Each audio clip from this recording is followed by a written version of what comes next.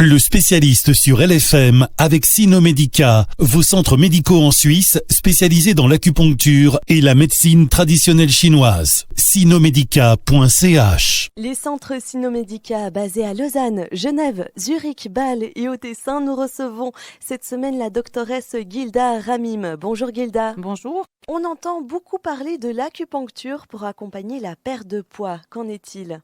Pour le traitement du surpoids, qu'il soit modéré ou plus important, Sinomedica a développé un programme qui combine une diète à des séances d'acupuncture hebdomadaires. Les résultats sont excellents depuis de nombreuses années avec ce programme.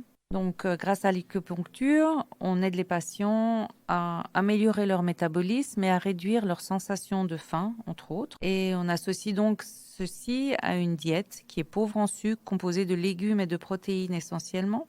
Il a été démontré que l'acupuncture a un effet très positif dans le rééquilibrage de deux hormones, la leptine et la gréline, qui jouent un rôle très important dans la régulation du sucre et dans la sensation de faim chez les patients. L'acupuncture est-elle essentielle pour le traitement ? L'acupuncture, oui, elle est essentielle pour le traitement, justement pour ces deux raisons que j'ai évoquées, la réduction de la sensation de faim, l'amélioration du métabolisme. Et ce qui est essentiel également, c'est la participation active du patient à modifier ses habitudes alimentaires. Si l'acupuncture est essentielle, le patient doit-il faire un régime pour accompagner la perte de poids ? Oui, c'est une modification de ses habitudes alimentaires au long cours. Au départ, il s'agit d'une diète qui est pauvre en sucre, qui est donc composée principalement de légumes et de protéines. Et l'objectif est de basculer d'un métabolisme qui est anabolique, où on a principalement des glucides et des hydrates de carbone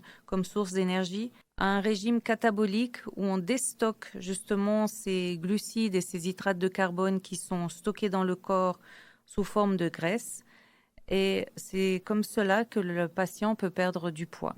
Il est essentiel que le patient suive les directives du médecin au niveau de son alimentation pour, premièrement, qu'il n'éprouve pas de sensation de faim, qu'il ne soit pas tenté par la nourriture excessive et pour qu'il puisse également atteindre son poids-forme, qui est le poids idéal où il se sent bien dans son corps, où il a une silhouette ferme, tonique et où il ressent une bonne énergie. Suite à un bypass gastrique, un auditeur nous dit qu'il a repris du poids. Pouvez-vous l'aider ? Le bypass gastrique, si vous permettez, je vais le définir, c'est la suppression d'une partie de la surface de l'estomac qui, au départ, permet une diminution de l'absorption des nutriments au niveau de l'estomac. Et la reprise de poids correspond souvent à la reprise d'anciennes habitudes alimentaires et le poids n'est pas descendu suffisamment bas pour effacer les mémoires de surpoids, ce qui provoque donc une reprise de poids.